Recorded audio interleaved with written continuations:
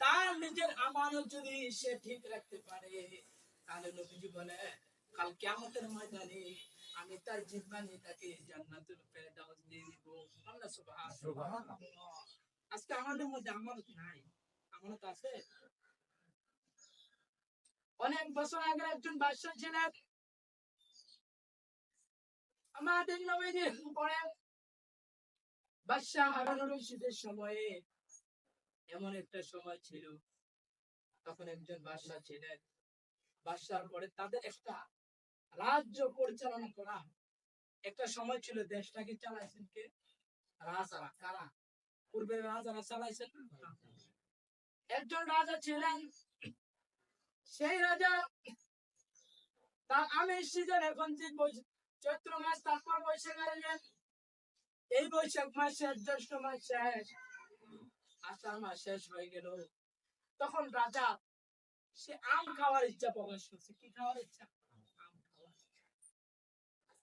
রাজা তার মন্ত্রীকে বলল, ও মন্ত্রী, তুমি সকাল পাশে ঘোষণা করে দাও কে আছে আমাকে একটা আম দিতে পারবে। মন্ত্রী বলে এখন তো আমের সিজন নাই, এখন তো কোথাও পাওয়া যাবে না। তখন মন্ত্রী চতুর্দিকে খোঁজ দিল, কোথাও আম পাইলাম। তখন গ্রাম থেকে একজন লোক আসলো। একজন লোক এসে বলল, আমার একটা অকালীন সময় একটা আম গাছ ছিল, একটা আম আনছে। কি আনছে? আম। সে আমটা এনে রাজাকে দিছে।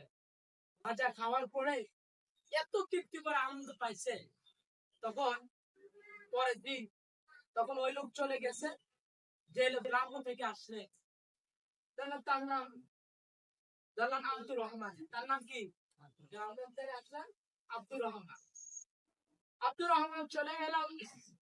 তখন তার কি অবস্থা জানেন? রাজা পরবর্তী দিন ঘোষণা করে দিল, তার মন্ত্রীকে ডাক দিল, বলল তুমি আমার যে অর্থমন্ত্রী রয়েছে তাকে গিয়ে বলো 1000 টাকা সে যেন আব্দুর রহমানকে দিয়ে দেয়। তাকে দিয়ে দেয়। আব্দুর রহমান কি দিবে? তখন 1000 টাকা দেওয়ার পরে, কারণ আগেরকার সময়ে মন্ত্রীদের বেতন কি এখনকার বর্তমান যে সময় এত ছিল? কারণ সর্বোচ্চ 5 টাকা, 2 টাকা, 1 টাকা ছিল, বাংলাদেশে আর কম ছিল। সে মন্ত্রী সে 1000 টাকা দেখে মন্ত্রীর লোভ আসে গেছে। কি আসছে? লোভ চলে আসছে। তখন রাজা থেকে মন্ত্রী যখন আনলাম, মন্ত্রী এখান থেকে 500 টাকা রেখে দিলেন। আর এসে কত টাকা? 500 টাকা। তখন এই 500 টাকার পরে এই মন্ত্রী তখন জেলা পর্যায়ে যে এমপি থাকে, তখন তার কাছে খুঁচাইতেন কত টাকা? 500 টাকা। তখন উনি আবার এখান থেকে 250 টাকা রাখেন। কত রাখে? বাকি আছে কত? 250। দেখেন কোথায় আসছেন। তারপরে যখন এমপির পরে মেয়র থাকেন, মেয়রের কাছে যাওয়ার পর উনিও আবার 200 টাকা রেখে দিলেন। আর এসে কত টাকা? 50 টাকা। কিন্তু রাজা দিচ্ছেন কত টাকা লোকটাকে? গরিব লোক, সে 1000 টাকা দিচ্ছে।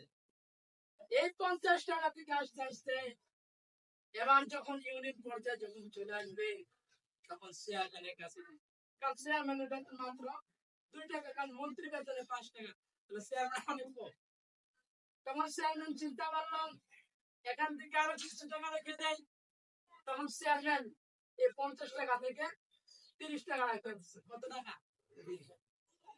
এই 30 টাকা রাখার পরে পর্যায়ক্রমে যখন আসছে, তখন চেয়ারম্যানের পরে এলাকার কাছে এসে মেম্বার মেম্বারের পাইছে কত টাকা? 20 টাকা। মেম্বার কি করছে জানেন? মেম্বার বলতেছে আমার বেতন এত কম, আমি কি করব? মেম্বার এই টাকা থেকে আরো কিছু টাকা রেখে দিলেন। মেম্বার রাখলেন মাত্র 10 টাকা। বলতেছে আমার বেতন 1 টাকা, এখন আমি এত টাকা সরকার রাজার পক্ষ থেকে আছে, আমি আর কিছু রেখে দেই। তখন মাত্র রইল 10 টাকা। তারপর ওই লোক দেখেন মেম্বারের পরে গ্রামের মধ্যে একটা চৌকিদার থাকে। চৌকিদারকে দেওয়ার পরে বলে, চৌকিদার বলে আমি বছরে পাইলে অনেক সুবিধা পাই, আবার অনেক সুবিধা না পেয়ে আমার এভাবে আমি রাত চলতে। তখন চৌকিদার এখান থেকে রাখা দিল হচ্ছে 250 কত টাকা। তখন এই 5 টাকা কাকে দিলেন?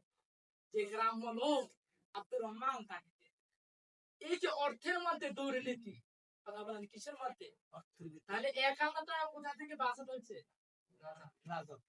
এই যে এখন এই আমানতের খেয়ানত বর্তমান সময় কম না বেশি? কথা বলেন আমার সাথে। এই যে আগেকার সময় বাস্তবতা একটা উদাহরণ দিচ্ছে, এই আমানতের খেয়ানত বর্তমান সময় কম না বেশি? আল্লাহ হাবিব সাল্লাল্লাহু আলাইহি সাল্লাম বলেন, যেই যেই ব্যক্তি তার আমানতের জিম্মা আমি নবীর উপর ছেড়ে দিতে পারবে, তার জিম্মা আমি নবী জান্নাতুল ফেরদাউস দিয়ে দিব।